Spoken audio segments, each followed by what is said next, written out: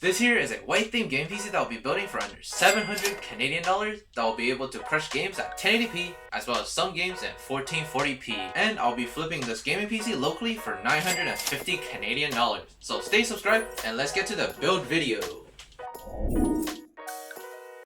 Today's video is sponsored by me. By going to my website and buying my computers locally, you are not only able to help me in my YouTube journey, you are also getting yourself a really great deal as well as a super aesthetic gaming computer for your new setup. So if you enjoy my content, go check out the website I have linked in the description. Now let's get to the video. Hey, what is going on everybody? Welcome back to the most underrated tech channel. And this is the first episode of Flipping Wednesday I decided, which means you guys will only see this video after I flipped it on every Wednesday. Now let's get to the parts and how much I got them for. First up is the CPU, and I was able to pick out this legendary Ryzen 5 3600 for just 60 Canadian dollars locally. It is a 6-core 12-threaded processor that came out in 2019, which has a base clock of 3.6 GHz and a turbo up to 4.2 GHz. In my opinion, it is one of the best bang for a buck CPU on AM4 platform in 2024, especially since it will be able to handle up to an RTX 4070 with less than 20% bottleneck at 1440p.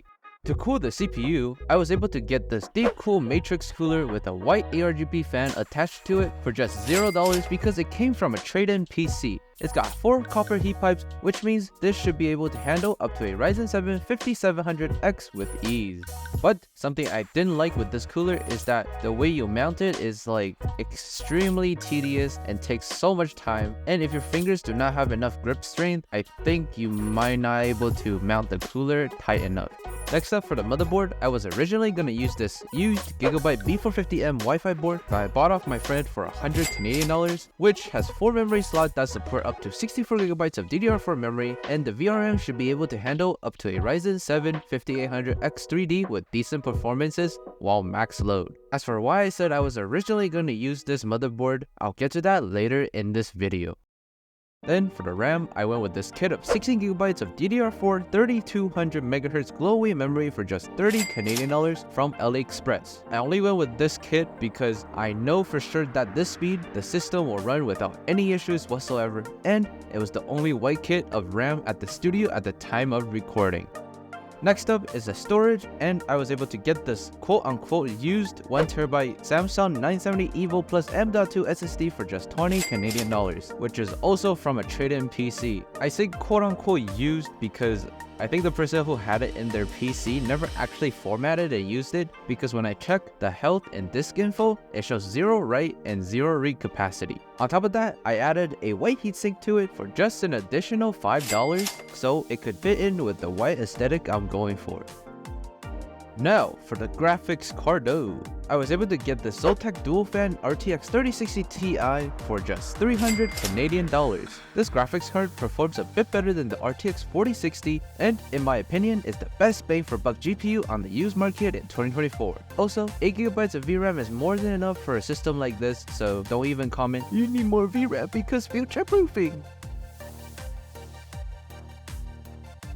Now to power everything in today's video, I got this Zelman 500W 80 Plus bronze non-modular power supply for just 50 Canadian dollars from Amazon.ca. And it is just enough for today's flip. But of course you could always get more wattage if you want, the more the better. But for Flipping Wednesday, I'm trying to maximize profit. And on top of that, I decided to add a kit of white cable extensions for just 25 Canadian dollars that I bought off of AliExpress in order to finish the white aesthetic that I was going for today's flip.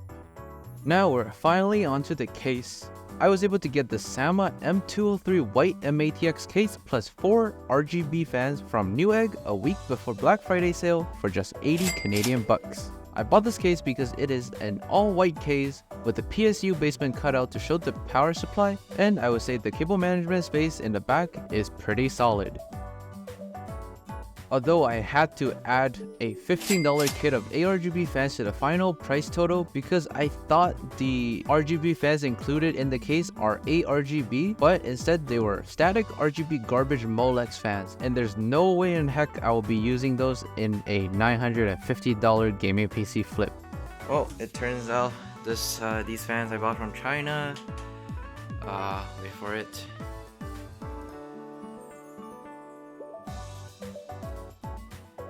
Like the left LED is broken, so I guess I have to swap out the back.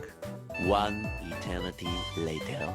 Okay guys, so instead of switching the back fan with a different type of fan, I just moved this to the back and just unplugged the RGB. I mean, I think it looks pretty sick still. Another one. Here's something really interesting with the motherboard, which I gotta have to swap it out because it's doing some weird stuff. But let me just show you. Even though this motherboard's not that old, it was new. My friend bought it like half a year ago, so I don't know why. But let me just show you the issue.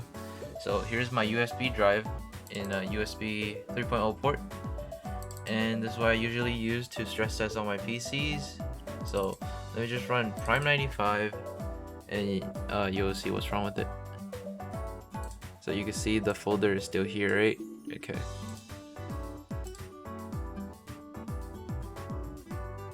And it's gone. The USB 3 ports will drop all the USB drives whenever I'm stress testing the CPU. A few moments later.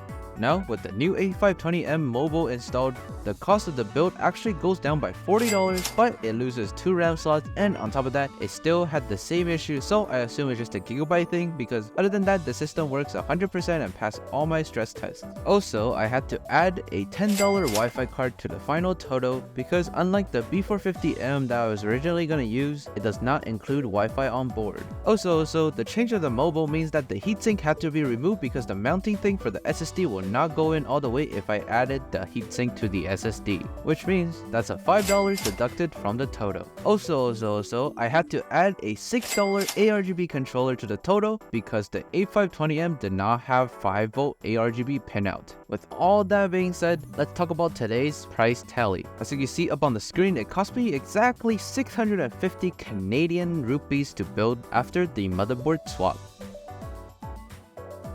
And up on the screen right now is how much it will cost you if you were to build it yourself on PC part picker list with the average prices of the GPU and CPU used. Now with all that out of the way, let's show you the performance of this gaming PC. This time around I decided for Flipping Wednesday I will not talk over the gameplay. Instead, I'll be just showing you guys a quick montage of each game as well as the performance it gets.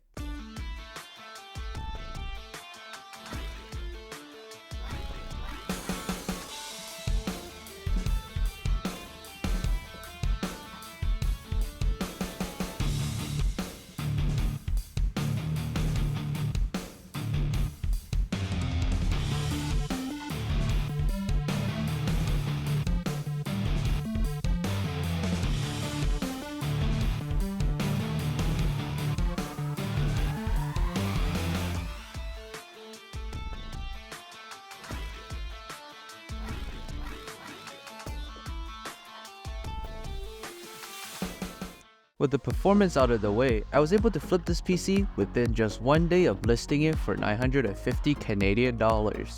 Now, if you enjoyed today's video, please give this video a thumbs up and subscribe to the channel if you didn't still subscribe to the channel, and also leave a comment down below on what kind of PC parts combination I should do for my next Flipping Wednesday video. Click on the video that's up on the screen right now to watch me waste $110 on a 5-year-old waifu graphics card.